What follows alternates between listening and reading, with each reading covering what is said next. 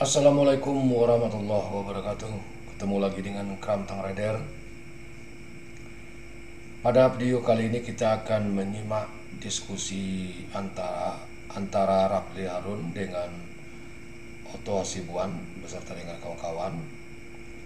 Dan perlu juga kami sampaikan bahwa setiap video Kram Tang Rider tidak dalam konteks untuk menyimpulkan, tapi hanya sekedar untuk menyimak dan mengikuti bagaimana perkembangan diskusi tentang Pilpres 2024. Bagaimana alatnya diskusi dari beberapa tokoh yang hadir, ya kita tahu dua diantaranya adalah Rapli Harun dan Otto Hasibuan. Ini merupakan atau sama-sama merupakan doktor ilmu hukum ya.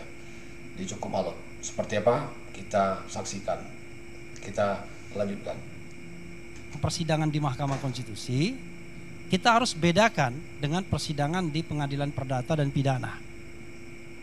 Bang Otto Hasibuan menjadi lawyernya kasus kopi racun, ya, kopi sianida. Lokus deliktinya jelas, tempus deliktinya jelas, sidangnya berkali-kali, pakai saksi, pakai ahli. Padahal untuk satu hal saja. Di MK itu yang namanya masalahnya ada ribuan. Jangan-jangan ratusan ribu masalahnya atau jutaan bahkan. Penerima bansos kan jutaan. Tetapi kita diberikan kesempatan untuk membuktikan hanya satu hari saja dengan 19 orang maksimal saksi dan ahli. Komposisinya terserah. Terhadap sidang yang demikian, kita sudah paham tidak mungkin kemudian kita mengandalkan saksi-saksi saja. Karena itu yang kita andalkan dua hal. Pertama, ahli. Kita ingin mengadakan yang namanya scientific approach, pendekatan yang ilmiah. Dan yang kedua adalah alat-alat bukti yang kita sertakan. Jadi alat bukti yang kita sertakan itu, kalau 01 paling banyak, saya tidak tahu 03, kita menyertakan di awal 312 alat bukti. Kemudian ketika menyampaikan kesimpulan kita tambah 31 alat bukti. Jadi alat bukti kita 343. Bandingkan dengan alat bukti KPU atau pihak termohon yang kalau dia tidak tambah, saya tidak tahu apakah ada tambahan atau tidak, cuma 43 alat bukti. Pihak Bang Otto, pihak terkait, cuma 6 alat buktinya. Jadi kalau kita misalnya vis-a-vis dihadapkan alat bukti, maka paling tidak hakim MK bisa membaca itu. Jadi tidak hanya yang tampak di persidangan, tapi apa yang diajukan di dalam dokumen permohonan plus alat buktinya itu. Kalau mau membahagiakan Pak Otto dan Bang Natalius, ternyata 50-50 juga. Bagaimana menyelesaikan pangkal balanya karena ada seorang paman, lalu dia dikenakan sanksi dan tidak boleh sidang, ambruklah perlindungan konstitusional kita. Karena kalau 4-4 tidak ada putusan. Bagaimana kalau 4-4-nya bertahan? Sampai kapan kita bisa menemukan keadilan kepemiluan kita? Padahal penting. Mohon maaf, Prof. Otto, kalau ini dibiarkan, besok-besok solusi pemilu presiden kita dan pemilu-pemilu lainnya di Mahkamah Konstitusi, penyelesaiannya cuma satu, yaitu curanglah sehabis-habisnya. Karena itu akan sulit dibuktikan di MK dan MK akan melegokan kecurangan itu untuk Anda menang. Tadi kan Refli kan bilang Otto ini kan menangani kasus sianida. Lokus deliktinya jelas, saksinya jelas dan sebagainya. Bagaimana ini kan kasusnya MK seluruh Indonesia. Bagaimana kita punya waktu pendek bisa membuktikan itu semuanya? Kan itu tadi yang disampaikan. Nah, saya ingin menyampaikan bahwa justru itulah sebabnya Undang-Undang Pemilu mengatur bahwa yang dibawa ke MK itu hanyalah mengenai soal perselisihan suara. Jadi nggak mungkin Anda bisa mempersoalkan TSM dalam tenggang waktu 14 hari. Ya memang saya maklumi. Itu sebabnya Anda tidak bisa membuktikan di pengadilan tentang bukti-bukti TSM. Coba, bagaimana Anda bersoal tentang ada satu kejadian lantas Anda bilang masif? Kalau masif itu kan seluruh Indonesia minimal setengah Indonesia. Satu peristiwa kejadian umpamanya, katakanlah ada yang benar umpamanya, katakan umpamanya doang. Saya nggak bilang benar, katakan ada satu. Bagaimana Anda bisa buktikan bahwa itu masif? Prof Otto. Tunggu dulu. Tapi Saya nggak potong. Ya? Anda saya nggak potong. Ya, nanti saya kasih panjang lebar, nggak apa-apa. Nggak, saya minta poinnya aja. Ya poinnya. Karena waktu kita udah habis. Ya oke. Jadi itu poinnya gitu loh. Jadi nggak mungkin kan gitu. Jadi kalau Anda masuk ke arena TSN, kita bicara dulu lah. Oke, asumsinya seandainya Mahkamah Konstitusi mengatakan berwenang, nggak ada bukti yang Anda buktikan itu. Masifnya di mana? Ya kan? Terstrukturnya di mana? Sistematisnya gimana? Ingat, ini sengketa, bukan pengujian undang-undang. Kalau sengketa, selalu kan orang-orang tahu negara menganggap enteng kepada kita ini. Oh ini tahu negara lebih ahli. Enggak, kita sama-sama dokter ilmu hukum. Segala ilmu kita bisa peroleh. Tapi kalau sengketa, ini adalah cross examination. Aturan-aturan hukum acaranya pun jelas. Soal saksi, bukti, tidak ada yang berbeda. Sama. Unus testes juga sama. Kalau menyangkut contoh konkret. Kecuali pengujian undang-undang. Kalau Anda bilang ada pelanggaran, tunjukkan dong bukti saksi Anda menunjukkan itu ada pelanggaran. Nggak boleh Anda asumsikan. Jadi Anda bilang tadi itu nggak mudah. Karena harus dipakai teori. Umpamanya tong babi, tadi itu? Gentong babi umpamanya. Nggak bisa diasumsikan. Itu dibuktikan gitu. Karena ini sengketa. Ya kan? Makanya berlaku asas actore incumbit probatio. Barang siapa mendalilkan sesuatu, dia harus membuktikan dalilnya.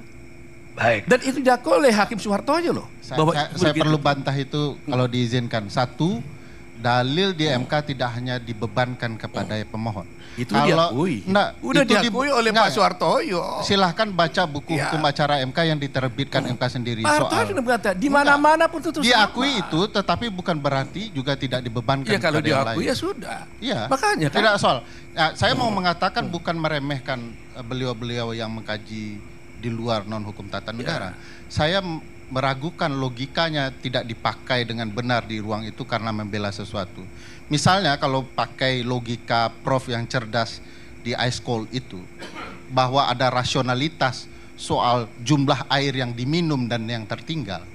Rasionalitas yang sama juganya harus terjadi di dalam pembuktian gentong babi. Tapi kami harus buktikan dengan jelas. Makanya saya bilang, Prof, Anda kan pembuktian di MK itu tidak hanya peristiwa, tetapi juga kebijakan dan tindakan, Prof. Iya, Anda bisa kebijakan itu tidak kebijakan itu kan asumsi Anda. Tidak asumsi, Prof. Harus Anda kebijakan buktikan itu dengan terjadi. peristiwa konkret. Kebijakan itu terjadi. Masa ada pelanggaran dengan asumsi? Ada peralihan kebijakan Coba keuangan. saya mau tanya, kalau pelanggaran langsung Anda teori enggak? Kebijakan apa? Enggak, saya tidak bisa. Kalau pelanggaran, ini kan saya TSN. bicara kebijakan sebagai sebuah pelanggaran. Ini kebijakan mana bisa dibilang ke pelanggaran? Itu berarti sana logika kita yang salah. Kalau kebijakan itu ini kan polisi. Itu Gitu yang kan? salah. Polisi itu hanya melanggarnya siapa? Mana bisa dianggap sewenang-wenang mencampur adukan kewenangan dan bukan kewenangan. Ya, Bukan kewenangan presiden. Pelanggaran seperti mengalihkan umpamanya anggaran untuk kepentingan rakyat menjadi kepentingan pemilu, Prof. Anda bilang bansos. Kan pelanggaran. Kalau saya bilang Konkretnya tidak hanya mana? bansos. Konkretnya mana? Ada peralihan dan Kalau kita penumpukan dengan bantuan asumsi, anggaran. Ini saya buktikan. Hanya dengan Prof, kebahagiaan, dengarkan susah. sebentar. Dan Saya kantong babi, membuktikan. saya nggak takut teori kantong babi Anda ya. Betul. Itu tidak berlaku untuk pilpres. Itu di Amerika juga hanya untuk senator. Sekarang gini, kalau itu berlaku Prof kurang kantong babi. membaca bahwa enggak. Sekarang gini. Sebentar. Saya jelaskan ya. Pork barrel politik.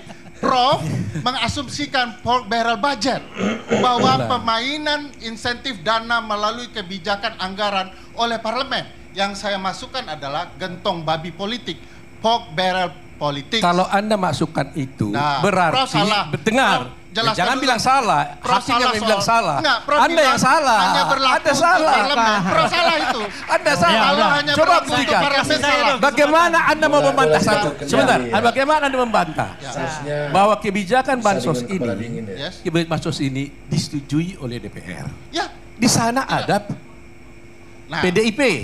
Pro masih bicara. Ada di sana Pro, juga saling PKS. membahas, saling Masih menyerang Ada bicara semuanya. soal barrel Ya kan? baja. Bagaimana? Anggaran gentong babi yang saya masukkan ada politik gentong babi. Tidak tadi- sana ceritanya. Makanya bagi saya Prof mengemukakan fakta Jangan bikin yang dua tafsir menguntungkan tentang Prof, gentong tapi babi tidak itu ada menguntungkan politik publik. gentong babi tidak. dengan budget gentong Prof babi. bisa. Ada bisa-bisahkan. Prof, nada. Prof, barel politik itu adalah payung besarnya. Salah satu contohnya Ya, sudah. adalah Ini anggaran sudah gentong bergeser babi. basis Oh, teorinya tidak. dia. Tidak, Prof Memang tidak gini. menjawab soal kebenaran. Memang Prof lari. Bang Karni. Saya kira cukup. Udah, kasih Cukup. saya Bang Karni sedikit tadi ya. Boleh. Oke. Satu terakhir. Jadi ketika saya mengatakan bahwa tidak sama antara pengadilan perdata dan pidana, bukan berarti kemudian saya give up. No, saya mengatakan bahwa karena itu yang kita lakukan haruslah pendekatan lain. Yang saya katakan a scientific approach. Kalau kita ngambil satu demi satu saksi, pungut satu demi satu yang jumlahnya jutaan, tidak mungkin, waktunya tidak mungkin. Karena itu kita menggunakan rasionalitas yang bisa diterima oleh hakim konstitusi. Yaitu ya kita kemukakan, ada pelanggaran yang terukur, ada pelanggaran yang terstruktur. Dan itu kan terbukti, bukan tidak terbukti, bahwa kebijakan itu digunakan untuk memenangkan 02. Dan apa yang dikatakan Prof. Otto berkali-kali bahwa MK hanya mengenai angka-angka sudah ditolak baik dalam sidang kemarin maupun dalam putusan MK sebelumnya, bahkan pertama. Baik. Oke, makasih. Itu saja. Wassalamualaikum warahmatullahi wabarakatuh.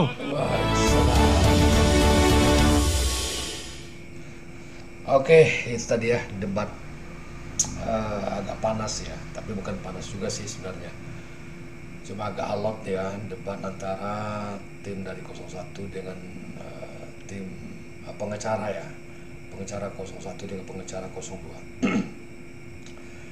Namun demikian ada pendapat yang mengatakan bahwa seorang terpelajar harus adil sejak di dalam alam pikirannya. Pramudia Anantatur.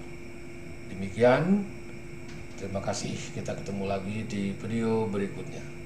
Wassalamualaikum warahmatullahi wabarakatuh.